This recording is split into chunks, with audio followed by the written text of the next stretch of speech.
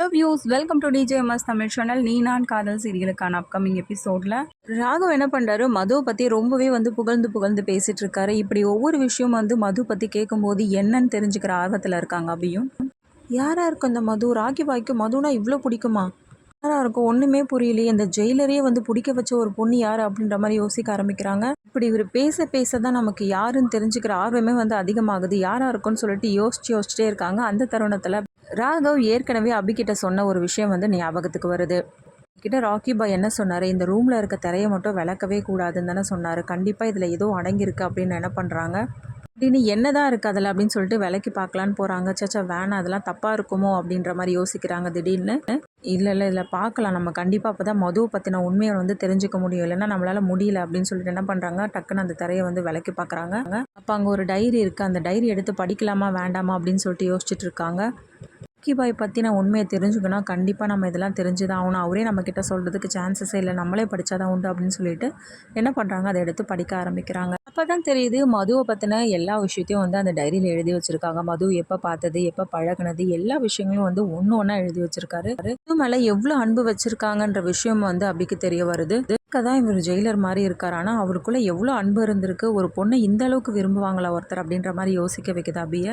இப்படி இருந்த எதனால் நம்மக்கிட்ட இப்படிலாம் நடந்துக்கிறார் அப்படின்னு சொல்லிட்டு ஒரு பக்கம் யோசிக்க ஆரம்பிக்கிறாங்க அபி. ஒருவேளை இந்த அளவுக்கு காதலிச்ச மதுவை மறக்க முடியாத காரணத்தினால தான் நம்மக்கிட்ட இப்படி நடந்துக்கிறாரோ அப்படின்ற மாதிரி யோசிக்க ஆரம்பிக்கிறாங்க. டைரியில் இருக்கிறது எல்லாத்தையும் படித்து அபியால் தாங்கிக்கவே முடியல, ரொம்பவே மனசு கஷ்டத்தோடு இருக்காங்க. இவர் எப்படியாவது மாற்றி பழைய நிலைமைக்கு நம்ம கொண்டு வரணும் அப்படின்னு சொல்லிட்டு நினைக்கிறாங்க அபி.